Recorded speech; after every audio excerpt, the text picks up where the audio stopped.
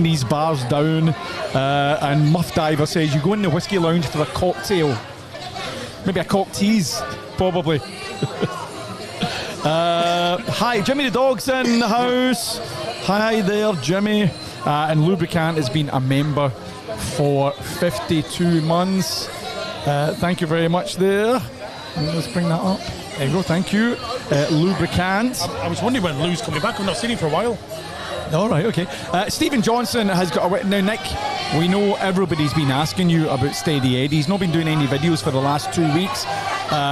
Do you know any information update that you could tell anybody? Yeah, the only update I can give you guys is that he was, I think it was last Tuesday or Monday, he was taken from the hospital. Now, he only went back in the hospital because he got some infection. And in the care room where they put him, they were a bit worried about him. Now, he was staying in some sort of hotel before, and his mates didn't want to go back there because he can't get up a flight of stairs, and he needs some help now. So he's back in the care home, and now I do know, I got pictures from him yesterday. They were down the pub. I mean, Eddie's in a wheelchair now. I think the last brain op sort of knocked him, sideways. He should have started some chemotherapy this week, but he didn't because he was sick. So I'll just look. He's back. He's in a care home, and Chris and Mandy are looking after him. And they went to the pub yesterday. Took him to the pub. I think they went, just for a couple of pints, wheeling down there. And I've got a picture actually. I think I sent you a picture. So nice weather, just enjoying himself. So he's out of hospital and he's in recovery mode at the moment. It was kind of an infection that knocked him back why he had to go in the hospital. Now I will just say, Martin, I think he did go live last week, and I think he made a mistake. I think he didn't realise he was live. Oh. And he's not on end of life drugs, guys. He was on some painkillers for infection, what he's got. So I'm not sure if he knew that he was live. So basically, and what's happened here is, if you went through Eddie's comments, I'm sorry, but some disgusting people out there attacking him and making the fake names up, the YouTube names. There's no need for it.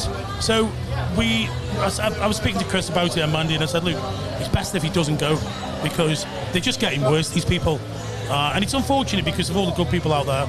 So we're going to try, hopefully, if he gets a bit better, to come off the lives, and because he's just getting attacked. Yeah. It's a tricky time just now, isn't it? We kind of not knowing what way it's going to swing here, are we? I mean, we kind of do, but the thing is, there's no need for it, I mean, the guy is suffering at the moment, so there's no need for attacking him. And you guys who are, you're sick. You're sick and horrible people, and there's no need for it. There's really no need for it. Prayers for Eddie from Martin. Thank you very much for that. Hamnoy is giving all the best to Eddie as his big daddy. Thanks very much. Urinator, thank you very much. And Tony Tiger, take care. All the best, Eddie. He might be watching today, you never know. He will be watching. My prayers go to Eddie. Awesome man that he is. And it's a shame that Eddie's going through there. Love Steady Eddie. It's tricky for Eddie. Best to leave YouTube for now. Do you know what was interesting? The last time Eddie was here, I deliberately took a lot of 3D video and 3D photographs when he was up in Hookup Corner, Nick. Yeah. And I loaded them up to the the VR headset, and the 3D photographs are excellent, guys. I really feel like the person sitting in front of you. And I was flicking through some of the photographs just last night, and I was looking at some of the ones of Eddie and stuff. And amazing when he was here. After the Ko Chang holiday, he was the picture of health up in Hookup Corner.